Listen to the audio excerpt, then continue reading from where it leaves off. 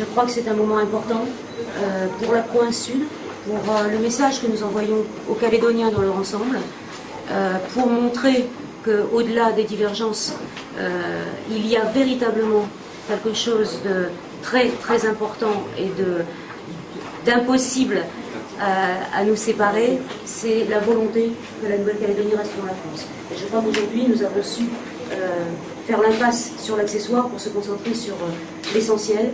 Et donc, j'en remercie absolument tous mes collègues là autour de moi. J'aurai sans doute l'occasion de rajouter quelques mots après. Après, je ne sais pas, Philippe ou Gilles. Je crois qu'effectivement, enfin bon, il n'y a pas besoin de faire de grands discours. Cette affaire de la contestation donc, de 6720 électeurs calédoniens, dont la plupart ont déjà voté en plus aux élections provinciales, est effectivement une affaire d'une extrême gravité, a fortiori parce qu'elle intervient à quelques jours d'un scrutin qui sera totalement déterminant pour l'avenir du pays et le maintien de la paix civile. Et donc cet enjeu-là, il exigeait effectivement de notre part à toutes et à tous qu'on soit capable de dépasser nos divergences pour nous rassembler sur l'essentiel, c'est-à-dire envoyer un message clair d'union, d'une part aux indépendantistes qui sont à l'origine de cette démarche, d'autre part à l'État qui est le troisième partenaire de l'accord, et enfin à tous les Calédoniens, et plus particulièrement à tous ceux dont l'un des droits fondamentaux est aujourd'hui remis en cause ou menacé par cette démarche. Voilà, donc c'est se regrouper, faire cette pause, cette petite parenthèse qui ne durera certainement qu'une matinée, mais en tout cas on a su faire sur l'essentiel des valeurs qu'on porte chacun dans nos mouvements politiques respectifs, et c'est un message important qui est adressé à la population, parce qu'ils attendent ça aujourd'hui, et c'est un message important qu'on adresse à ces 6700 personnes qui sont inquiètes aujourd'hui, et notre capacité à s'unir et à leur apporter une aide juridique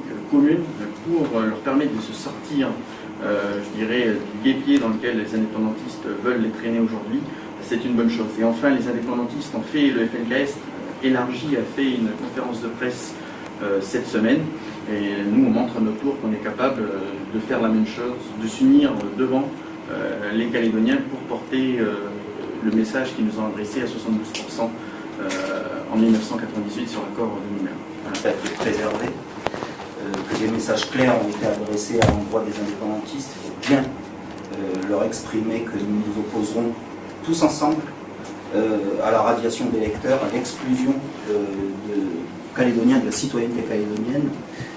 Un accord, c'est un compromis, et pour que ce compromis vive, eh bien, il faut que tous les signataires aient la volonté de le faire vivre et de le respecter. On est très satisfait de la position et de l'unité des loyalistes sur ce sujet, et on continuera à rester très vigilants et à se battre pour que tous les Calédoniens qui ont déjà pu voter puissent le faire dans le futur.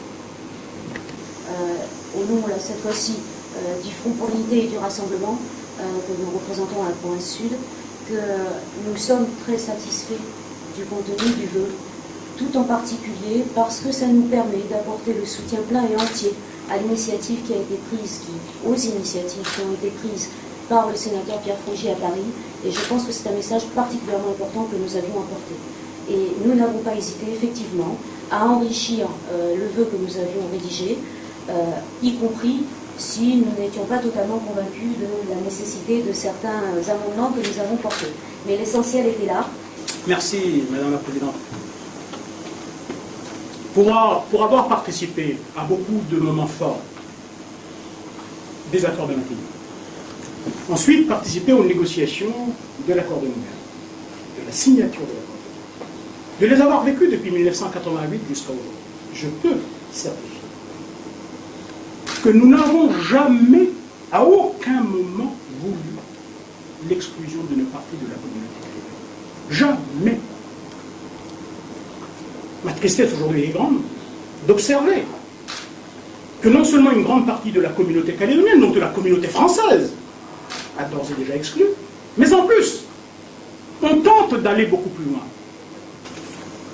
Vous avez bien vu, la société de nickel nous annonçait récemment 25 milliards de pertes. La SMSP est en grande difficulté, chacun le sait.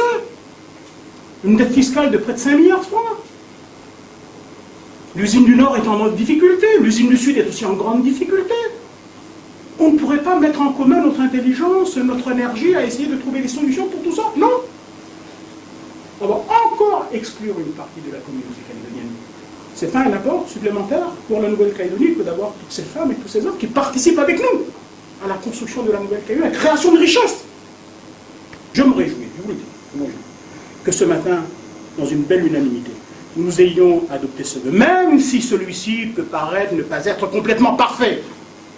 Cependant, que nous ayons trouvé la force nécessaire pour nous entendre sur un minimum, pour défendre les bases de la démocratie, le droit de vote, le droit à chacune et chacun de nos concitoyens en Nouvelle-Calédonie de choisir leurs représentants dans les assemblées de province, au congrès, au gouvernement, pour dire ce qu'il convient de faire pour dessiner l'avenir de la Nouvelle-Calédonie. Je me réjouis pleinement.